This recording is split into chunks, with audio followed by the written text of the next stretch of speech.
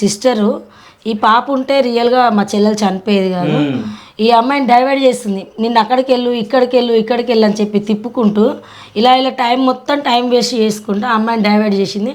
నువ్వు ఉంటే అమ్మ నిన్ను ఎందుకంటే ఈ అమ్మాయిని చూస్తే ప్రాణం పోద్ది అని చెప్పిందంట. పాప చెప్పడంలో కొన్ని మర్చిపోతూ ఉంది. ఇంకా చెప్పి కూడా ఆమె ఇంకా ఏం చెప్పలేకపోతూ ఉంది.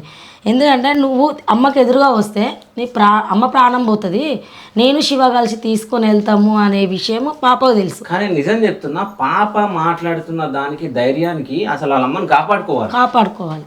అసలు ఇంత ధైర్యంగా మాట్లాడుతుంది అంటే అన్ని ప్రతి ఒక్కటి లైన్గా చెప్పుకుంటూ వచ్చింది. పాప చేతిలో చెయ్యేసి ఆ తల్లి అల్లాడుతూ ఉంటే ఆ బిడ్డ ఎప్పుడైతే అమ్మ చనిపోతున్నప్పుడు పట్టుకున్నప్పుడు అక్క మమ్మీ చెయ్యి తీసేసి బయటికి తీసుకెళ్ళిపోయింది నన్ను.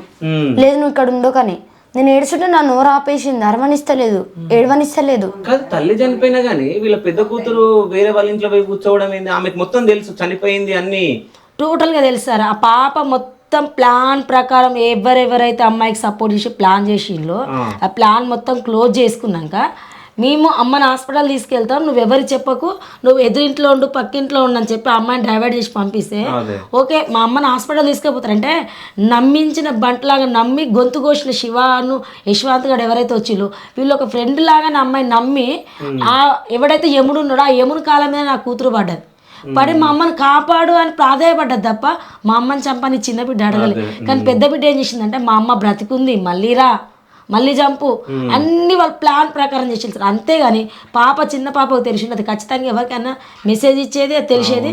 కానీ ఆ బిడ్డ మైండ్ పెద్దమ్మాయి మైండ్ కూడా అసలు అటువంటిది కాదు.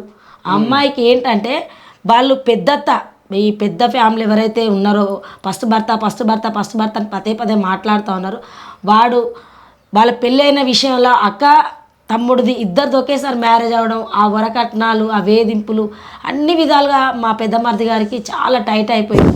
5 లక్షల అప్పును తీర్చలేక ఆ సిచ్యువేషన్లో అతను ఒక స్కూల్ డ్రైవర్ వచ్చే ఒక 8,500 ఎంతో సాలరీ సరిపోదు.